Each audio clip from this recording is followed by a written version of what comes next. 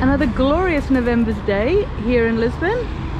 We've come up the Avenida da Liberdade, which is like a Parisian style wide boulevard with some very nice hotels and shops and stuff like that. Up on top of the hill we come up to see the Marquês of Pombal up here, and he was the man who rebuilt Lisbon after the 1755 earthquake when the whole city was flattened, and he built it in more of a grid style, open style, which is different to as Lisbon was beforehand. And earthquake-proof buildings as well. Yeah, he did a lot for the country, so he gets pride of place up on the plinth up there. And behind that is the Edward VII Park, named after Edward VII, who visited from the UK back in 1903. We're going to go up to the park and have a wander around there.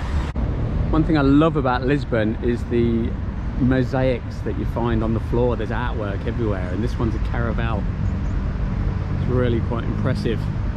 Below the Marquês of Pombal, who's on the plinth there. He seems to be walking his pet lion.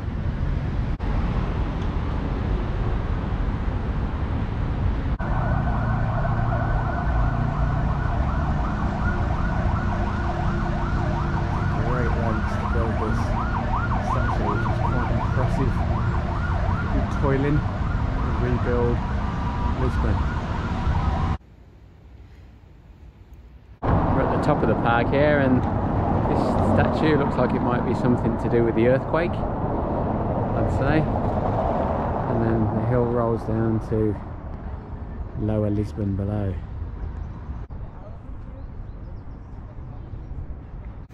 And just behind the Park of Edward VII is the Jardim Amália Rodrigues, a famous fado singer. Spotted that this may be a... Who's the artist's name? Botero, I think, the Colombian guy. Okay. That style. We last saw some of his work in Yerevan. Is it? Oh, it is too. Not even sure what this building is next to Edward VII Park, but it's pretty magnificent. It's beautiful azulejos tiles in the afternoon sun. First time I've seen one of these. A motorbike with two front wheels. This is a Parque da Estrela. It does have another name, but that's what it says on Maps Me, so we're sticking with that. And it's beautiful. It's like a lovely English park, but I mean, look at this amazing Moreton Bay fig. Glorious trees. Come around, this little kiosk which is closed. People are playing football over there. I love this part of the park here where they've got all of these incredible succulents and cacti. This one's like a triffid, you know, it's flowered. Amazing. And then people have gone and scratched their names into the leaves and yeah, kind of park graffiti.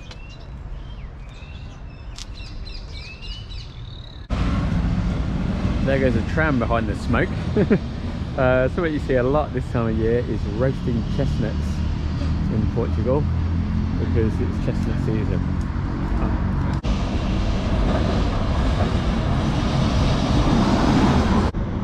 Basílica da Estrela was built by, I think it was Dona Maria, to give thanks for a male heir. I'm going to go inside now and see what it's like.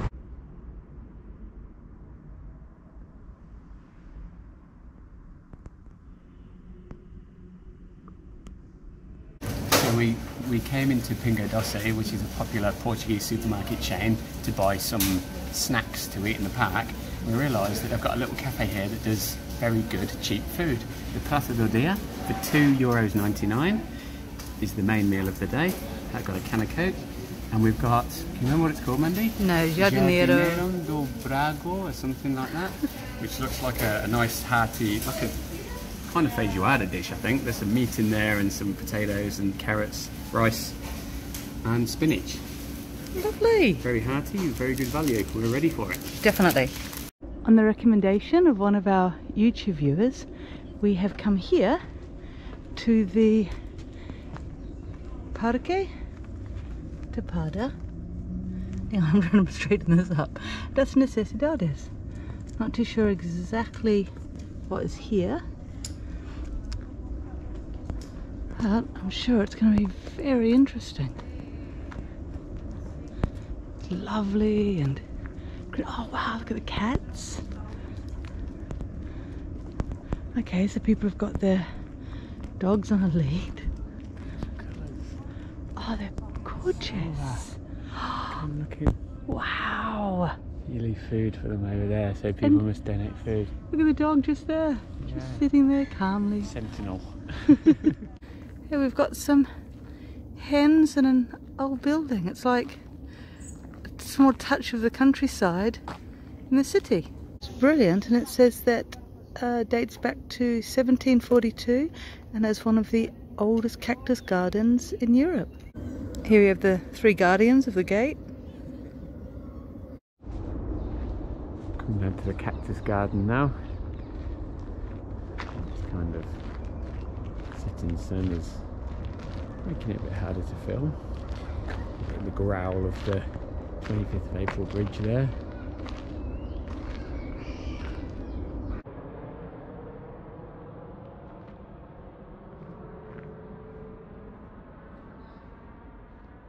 Just down here is a beautiful greenhouse. Wow. Walking around this way and it all looks so lovely in the afternoon sun. It's so sad with the hothouse. I'd say over half of the glass panes seem to have been broken.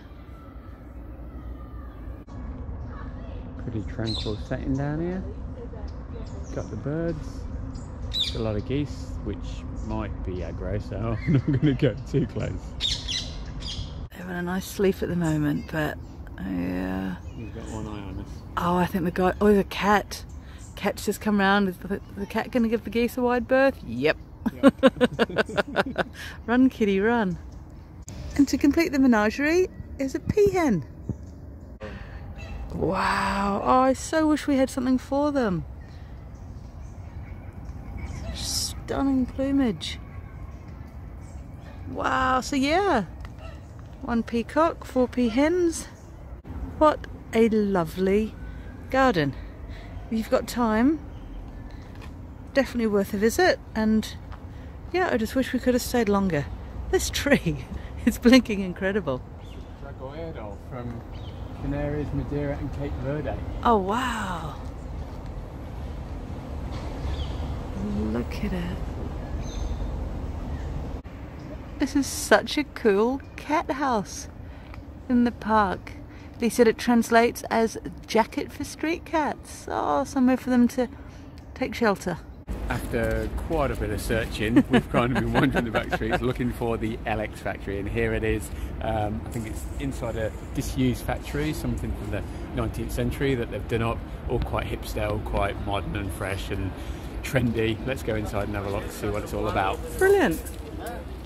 And you can find it underneath the 25th of April bridge. Here's a map of the LX factory. It looks quite comprehensive. It looks as though this is like an information office here, and you can go in and ask for a map in English if you so wish.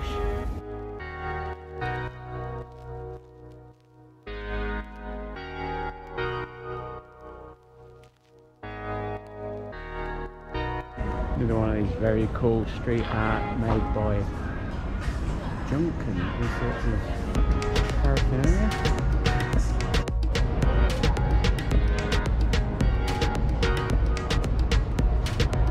Bookshop and craft beers.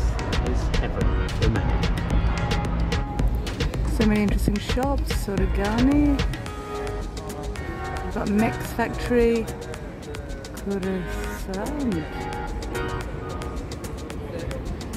Unless it's Portugal, the largest producer of cork in the world, there's a cork store.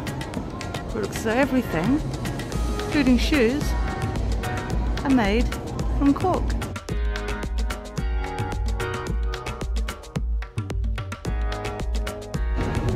Love to know what the factory actually was. And there's more of that type of art. Ah, Unico on tap.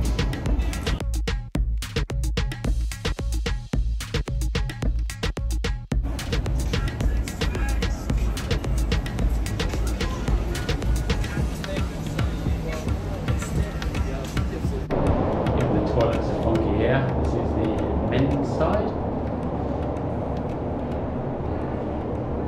And this is the ladies' side.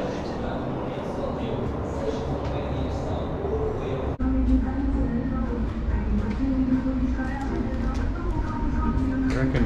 It's pretty cool. Like, what an amazing place.